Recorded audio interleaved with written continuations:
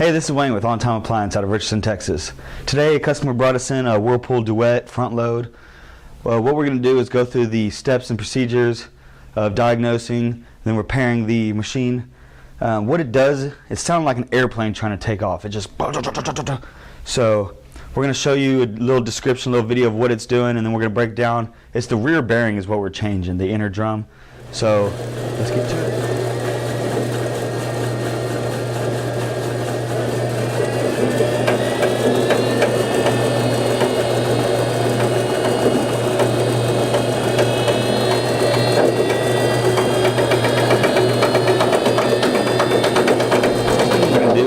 Once you get this machine to take it apart, there's two screws on the back that takes the top off. There's going to be two torque 20s on the front of the soap dispense, and then there's two on the top, and that's going to take your front control panel off. Once you take off all the screws on the top, we're then going to take off the boot by removing the spring. And then there's two screws at the bottom. Once you remove the control panel, it then reveals these torque 20s that are underneath it. Once you take those off, then the front should come off. So.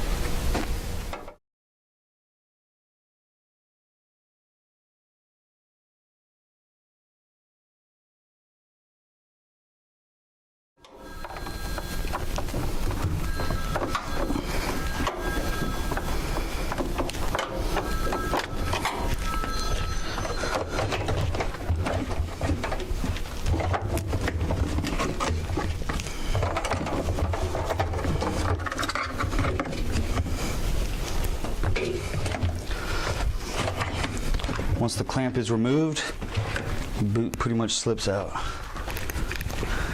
You can tell this boot is in pretty rough shape. Once you've taken the front of the machine apart, we're then going to remove the drum by taking off the two springs on top and the four stabilizing bars on the bottom, and then that'll let us pull the drum right out. Okay.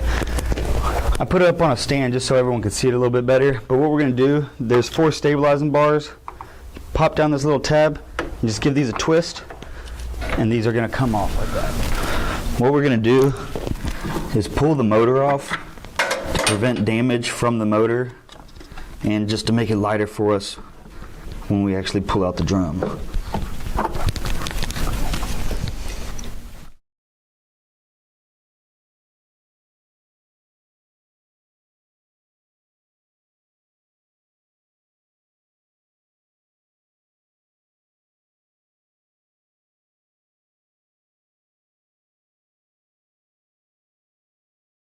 Now that we actually have the drum out of the machine, we can see where the bearing is. It's located in the back in the center, around the center shaft. What we did, we pulled it out with the cinder blocks on it since we had two guys. But if you were just working by yourself, you might want to take the cinder blocks off just to make it lighter for you to get it out. So now what we're going to have to do is we're going to have to flip this over onto two pieces of 2x4 and beat this center bearing out of place using a rubber mallet, or you can use a hammer with another piece of wood. And we're going to have to separate these two drums to get down to the inner drum. To separate the two drums, what we're going to do, they have about 20 of these little clips. You just take a flathead and you pop one up, trying not to bend it out of shape. Okay, to pop this inner drum from the outer drum, we're going to hit this center shaft, give it a few knocks.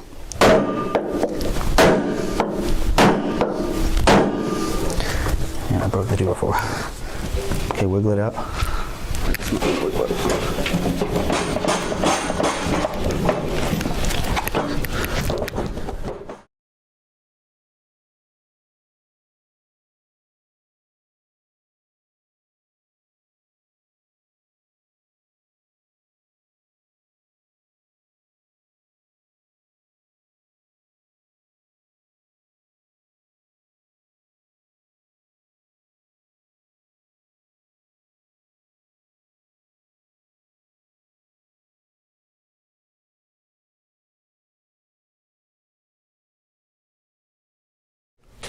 Now that we've gotten the inner drum and outer drum separated, we have found the whole root of the whole problem.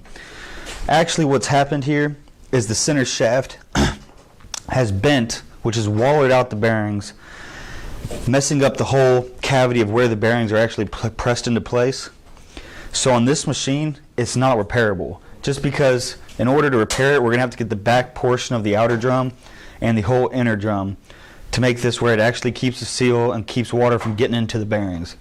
Sometimes it does go like this. Unfortunately, the only way to tell is to get it down to this point. Once you get it down to this point and separate the inner and outer drum, you can see if the center shaft is bent and see if there's shavings and if it's wallered out the whole outer drum. So in this case, it's not economical to repair, and the customer is just going to have to replace the machine rather than get it fixed. So just make sure before you order the bearings, take it apart, make sure everything's fine except for the bearings, and then you can go from there. But we'll still put a link on the bottom of the site, show you where to get these bearings. Just make sure before you do it, make sure that's the only problem. As you can see, one repair can turn into many real fast, and sometimes it is best just to have a professional come out and look at it.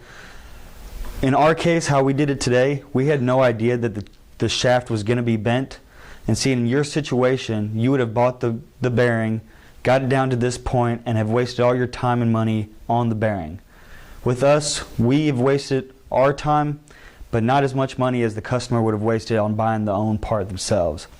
So sometimes it is best just to have the professional come out, take a look at it, or have us bring it into the shop and just stop all the hassle from the get-go. So you can always, we'll put a link right here for our company info and a link right here with the part info. And you can always give it a try yourself. And if you have any problems, you can give us a call at 972-464-6949 or the office phone at 214-916-0337. Until next time, have a good day.